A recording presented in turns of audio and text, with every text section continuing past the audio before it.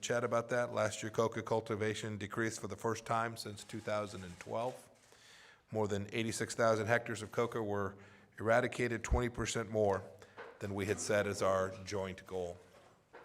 Much more work needs to be done. Today, we'll discuss how to expand our counter-narcotics efforts to achieve and sustain the ambitious 5-year goal that we set. We'll also address Colombia's valiant humanitarian efforts to support the now 1.6 million people who have fled Venezuela and come to Colombia. To date, the United States has provided more than $250 million to aid Colombia in its response to the Venezuelan crisis, and our support is ongoing and continuing. Just this past month at the UN General Assembly, I announced nearly $119 million in new funding to support relief efforts throughout the region. And since 2018, we have twice deployed the U.S. Navy ship Comfort on medical missions to the region, stopping each time in Colombia.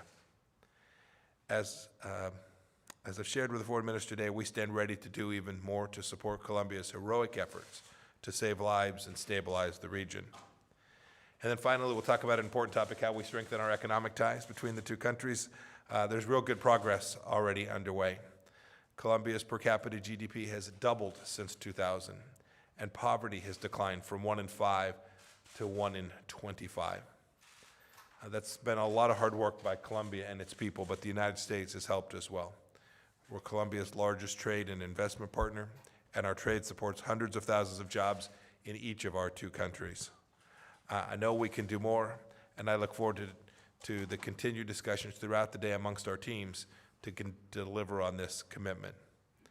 When I last visited Latin America in April, I explained the Trump administration's ultimate goal in the region, which is to cement a future of democracy, peace, and prosperity. As I said then, it's not an impossible dream, nor it is a foregone conclusion. We will all have to work on this together. Colombia is proof that the dream is indeed possible and that hard work pays off. And today that work continues. Foreign Minister Trujillo, thank you and your delegation for being here. I invite you now to make a statement. Thank you very much, Mr. Secretary. Good morning, everyone. As Colombia's Minister of Foreign Affairs, it is an honor to meet you all today as we open the 8th meeting of the U.S.-Colombia High-Level Dialogue. On behalf of the entire Colombian delegation, thank you, Secretary Pompeo, for the warm welcome and your hospitality here at the Department of State. Today, I'm joined by a delegation of Colombian government officials who will help lead the 3 areas of our high-level dialogue with the United States: security, economic prosperity, and democratic governance. Dating back to its beginnings in 2010, the high-level mechanism has sought to strengthen the U.S.-Colombia strategic partnership and diversify our bilateral agenda, working together toward our mutual prosperity. Since then, Mr. Secretary, multiple projects have come to fruition and benefited both Americans and Colombians.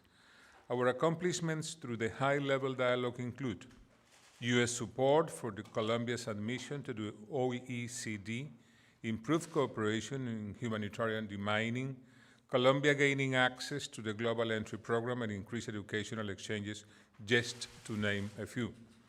We are committed to continuing down this path and setting out measurable, high-impact commitments. Ahead of this year's session, I'd like to briefly address 3 key issues that are at the top of our agenda and which demonstrate the efficacy of the high-level dialogue: the Venezuelan crisis, achieving prosperity and equality, and the fight against drugs.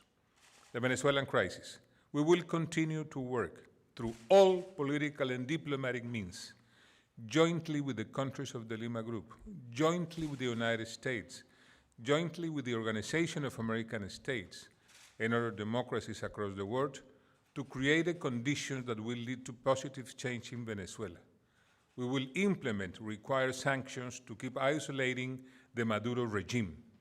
Colombia is deeply grateful for the continued U.S. support to assist more than 1.4 million Venezuelan migrants in Colombia. Achieving prosperity and equality. We are working to further boost economic trade and trade relations between the United States and Colombia. One example of this partnership occurred last May, when President Iván Duque and U.S. Secretary of Energy Rick Perry signed an agreement for both countries to advance renewable and non-conventional energy sources, diversify our energy matrix, and make Colombia more attractive to investment in energy projects. The fight against the global drug problem. The Colombian government is committed, more than ever, to reducing areas cultivated with coca crops by 50% in 2023. So far this year, we have achieved more than 75% of the annual goal of eradicating 80,000 hectares of illicit crops. Despite challenges in our hemisphere and across the globe, Colombia and the United States stand together in promoting common interests and values such as liberty, democracy, and the rule of law. These mutual values will continue to guide our actions in delivering prosperity for our peoples. Our delegation looks forward to this year's session and deepening our political and commercial relations through close dialogue with the United States. Thank you very much. Thank you.